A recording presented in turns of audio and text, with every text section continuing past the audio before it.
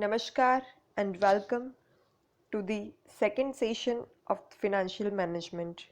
I am Dhruvika Kanabar from Shri A.K. Doshi Mahila College, Jamnagar. આપણે state financial corporation રાજ્ય નાણાં corporation અંગે ચર્ચા કરી રહ્યા હતા, જેમાં આપણે એના સ્થાપના વિશે, એના ઉદ્દેશ્ય વિશે, એના કાર્ય કયા કયા છે એના વિશે ચર્ચા કરી.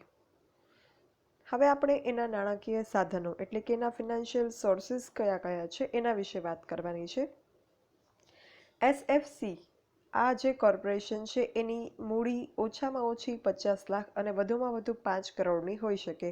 આ એની કેપિટલની મિનિમમ અને મેક્સિમમ લિમિટ છે, 50 લાખથી 5 કરોડ.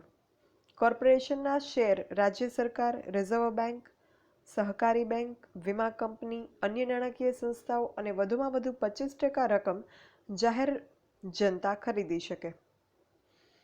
અત્યાર સુધીમાં 18 કોર્પોરેશનની વસૂલ કરવામાં આવેલ મૂડી 31.25 કરોડ રૂપિયા છે. ઔદ્યોગિક એકમની જરૂરિયાત સંતોષવા વધુ મૂડીની આવશ્યકતા રહે એ વસ્તુ જે છે એ વ્યાજબી છે. એવા સંજોગોમાં કોર્પોરેશન જે છે એ પોતાની ભરપાઈ થયેલ મૂડી અને અનામત ભંડોળની 5 ગણી રકમ સુધીના ડિબેન્ચર બહાર પાડી શકે છે. તેમજ જાહેર જનતા પાસેથી કોર્પોરેશન જે છે એની ભરપાઈ થયેલી મૂડીની રકમ જેટલી ઓછામાં ઓછી 5 વર્ષની મુદતની થાપણ પણ મેળવી શકશે. આ રીતે જ્યારે નાણાં મળશે કોર્પોરેશનને, ત્યારે જ એ પછી જે કંપની, ખાનગી કંપની કે જે ભાગીદારી પેઢી કે વ્યક્તિગત એકમોને જરૂર છે નાણાં ધિરાણની, એને પૂરું પાડી શકે ધિરાણ. એટલે માત્ર મિનિમમ મેક્સિમમ લિમિટ સિવાય જે છે એ આ રીતે પોતાની ભરપાઈ થયેલ મૂડી અને જે અનામત ભંડોળ હોય એની 5 ગણી રકમ સુધી ડિબેન્ચર બહાર પાડીને અથવા તો 5 વર્ષ સુધીની થાપણ જે છે એ મેળવી શકે છે. અને પછી એ મૂડીનો ઉપયોગ જે છે પોતાના કાર્યમાં અને આવી કંપનીઓને નાણાં ધિરાણ કરવામાં ઉપયોગ કરી શકે છે આ ફંડનો. આ ઉપરાંત રાજ્ય નાણાં કોર્પોરેશન જે છે એ ઓછામાં ઓછી 5 વર્ષની મુદતની થાપણ પણ મેળવી શકે છે. રાજ્ય સરકાર પાસેથી જે છે એ લોન પણ લઈ શકે છે. રાજ્ય નાણાં કોર્પોરેશન છે એટલે રાજ્ય સરકાર તો નાણાં કોર્પોરેશન જે છે એને મૂડી પૂરી પાડી શકે. તો આ રીતે જે છે એ રાજ્ય સરકાર પાસેથી પણ સ્ટેટ ફિનાન્શિયલ કોર્પોરેશન જે છે એ લોન મેળવી અને પોતાના કાર્ય જે છે નાણાં ધિરાણના કંપનીઓને એ કરી શકે છે. એ પછી વાત કરીએ સંચાલનની. મેનેજમેન્ટ બોડી કેવું હોય? તો જ્યારે આપણે ઇન્ડસ્ટ્રીયલ ફિનાન્સ કોર્પોરેશનની વાત કરી હતી એમાં તમે જોશો તો એમાં 12 ડિરેક્ટરોનું મંડળ હતું.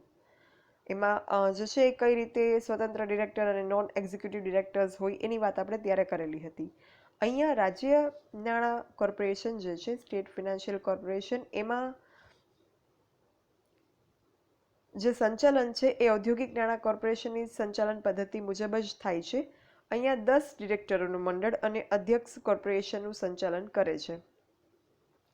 ડિરેક્ટર મંડળમાંના 10 ડિરેક્ટર્સમાં કોર્પોરેશનના એક અને શેડ્યુલ્ડ બેંક, સરકારી બેંક વગેરે 4 ડિરેક્ટરો નિમી શકે છે અને અધ્યક્ષની નિમણૂક જે છે એ રાજ્ય સરકાર કરે, કારણ કે આ નાણાં કોર્પોરેશન જે છે એ સ્ટેટ લેવલનું છે.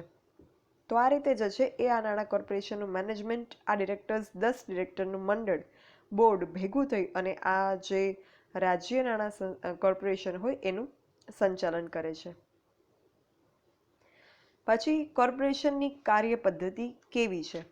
તો કોર્પોરેશનની જે કાર્ય પદ્ધતિ છે, રાજ્ય નાણાં કોર્પોરેશનની કાર્ય પદ્ધતિ એ ઇન્ડસ્ટ્રીયલ ફિનાન્સ કોર્પોરેશનની જે આપણે વાત કરી અગાઉના લેક્ચરમાં, કાલના સેશનમાં, ગઈકાલના, એના મુજબ જ રાજ્ય નાણાં કોર્પોરેશનની પણ કામગીરી જે છે એ એક્ઝેક્ટલી સેમ છે. એટલે એ અહીંયા અગેઇન જે છે એ ડિસ્કસ હું કરતી નથી. બટ એક શોર્ટમાં જો વાત કરીએ તો અહીંયા જે છે એ કાર્ય પદ્ધતિ મુજબ જે કોઈ કંપનીએ નાણાં જોઈતા હોય એ નાણાં માટે જે છે એ વિગતવાર માહિતી આપતી અરજી કરવી પડે એણે. અને અરજી કરનાર જે કંપની હોય એની પાસે ઔદ્યોગિક પરવાનો હોવો જોઈએ, લેટર ઓફ ઇન્ટેન્ટ. પછી ગુડ્સ કેપિટલ કમિટી તરફથી ક્લિયરન્સ સર્ટિફિકેટ મળેલું હોવું જોઈએ એ કંપનીને, કે જેનાથી એ વસ્તુ પ્રૂવ થાય કે યસ એ કંપની જે છે એને મેન્યુફેક્ચરિંગ કરવાની કે ઔદ્યોગિક કામગીરી કરવાની પરવાનગી મળેલી છે ઓથોરાઇઝ્ડ કોર્પોરેશન કે સંસ્થા પાસેથી, ઓથોરિટી પાસેથી. પછી કોર્પોરેશન જે છે એ શું કરશે, તો કોર્પોરેશન જે છે એ લોનની અરજી એના અંગેની તપાસ કરશે. અને આ યોજનાની માત્ર આર્થિક કે ટેકનિકલ દ્રષ્ટિએ તપાસ નહીં કરે, પણ એ જે કંપનીએ જે કામ માટે લોન માટે એપ્લિકેશન કરી છે એ કામનું, એ ઉદ્યોગનું, એ બિઝનેસ ધંધાનું રાષ્ટ્રીય મહત્ત્વ શું છે, કાચા માલની પ્રાપ્યતા થશે કે નહીં, એ કામગીરી માટે કે જે કંઈ પ્રોડક્શન એને કરવું છે કંપનીને એના માટે રો મટીરિયલ મળશે કે નહીં, સંચાલનની કાર્યદક્ષતા કેવી છે, નાણાકીય સ્થિતિ કંપનીની કેવી છે, ઉત્પાદનની ગુણવત્તા કેવી છે, બજાર કંપનીને મળશે કે નહીં પોતાના ઉત્પાદનોને વેચવા માટે, એ બધી તપાસ પણ કોર્પોરેશન કરે છે બિફોર સેન્કશનિંગ લોન.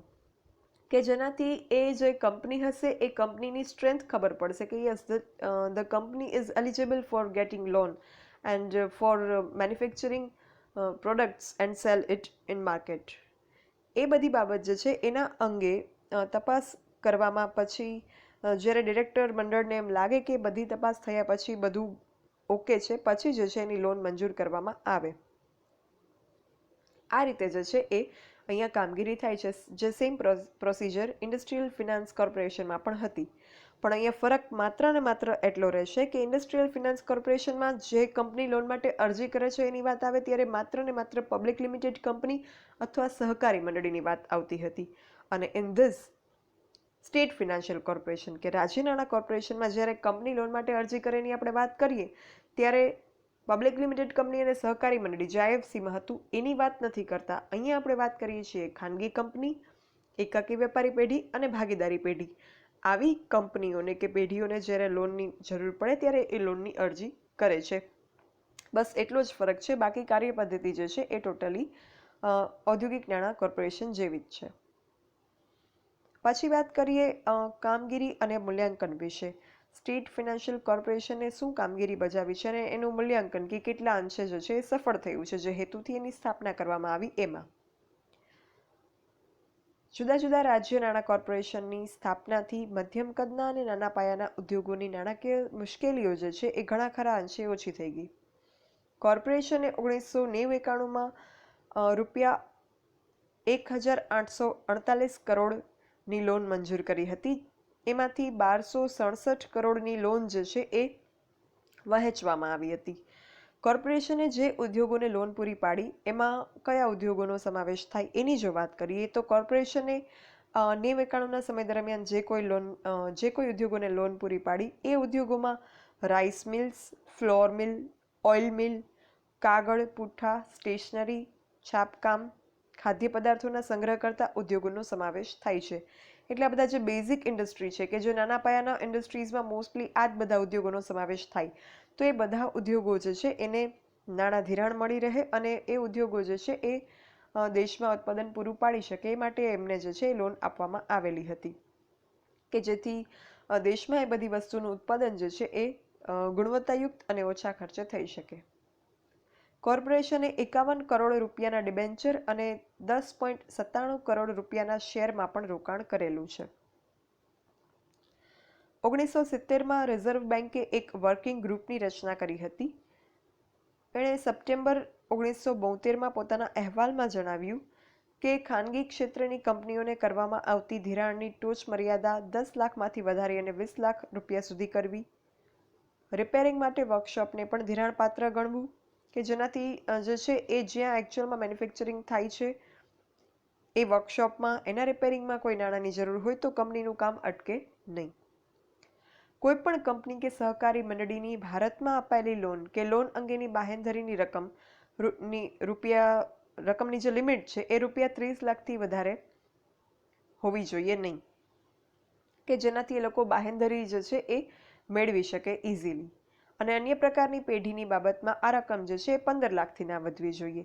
જો કોઈ કંપની કે સહકારી મંડળીને કોઈ લોન આપે તો એની બાહેંધરીની રકમ વધુમાં વધુ 30 લાખ અને એ સિવાયની કોઈ પેઢી હોય એટલે કે ખાનગી કંપની હોય, ભાગીદારી પેઢી હોય કે વ્યક્તિગત માલિકીનું એકમ, એના માટે જે બાહેંધરીની રકમ છે એ 15 લાખથી વધવી જોઈએ નહીં. કારણ કે જે કંપની કે સહકારી મંડળી હોય એના કરતાં આવી પેઢીઓ જે છે એ નાના પાયાની ગણાય, એટલે એમના માટે બાંહેધરીની રકમ જે છે એ ઓછી હોવી જોઈએ.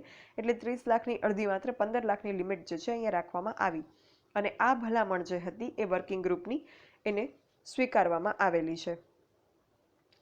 તો આ હતું સ્ટેટ ફાઇનાન્શિયલ કોર્પોરેશન, રાજ્ય નાણાં કોર્પોરેશન અંગેની ચર્ચા, જેમાં આપણે એના ઇન્સેપ્શન વિશે એટલે કે એની સ્થાપના ક્યારે થઈ, શા માટે કરવામાં આવી, કઈ કંપનીના નાણાં ધિરાણ માટે કરવામાં આવી, કેવા પ્રકારની પેઢીઓના નાણાં ધિરાણ માટે આનું ઇન્સેપ્શન થયું એના વિશે, એના ઓબ્જેક્ટિવ્સ, એના ફંક્શન્સ, એનું ફાઇનાન્શિયલ સોર્સિસ ક્યાંથી આવે છે, એની મેનેજમેન્ટ બોડી, મેનેજમેન્ટ બોર્ડમાં કેવા પ્રકારના ડિરેક્ટર્સ, કોણ નિમે છે, કેટલા ડિરેક્ટર્સ, એના વિશે ચર્ચા કરી. એના વર્ક મેથડ વિશે ચર્ચા કરી કે જે એક્ઝેક્ટલી ઇન્ડસ્ટ્રીયલ ફિનાન્સ કોર્પોરેશન જેવી છે. ફરક માત્ર કઈ પેઢીને એ નાણાં ધિરાણ કરે છે એટલો જ છે. અને એના પરફોર્મન્સ અને એના ઇવેલ્યુએશન વિશેની આપણે ચર્ચા કરી. તો અહીંયા આપણું second source of term loan SFC, રાજ્ય નાણાં કોર્પોરેશન, કે જે આપણો A અને B બે મેઇન પોઈન્ટ છે. જ્યારે આપણે ટર્મ લોન સોર્સિસની વાત કરીએ, લાંબા ગાળાના નાણાં સ્ત્રોતની જ્યારે આપણે વાત કરીએ, એ મુખ્ય બે વિભાગમાં વહેંચાયેલા છે. A નાણાં સંસ્થા અને વિકાસ બેંક, અને B વ્યાપારી બેંક.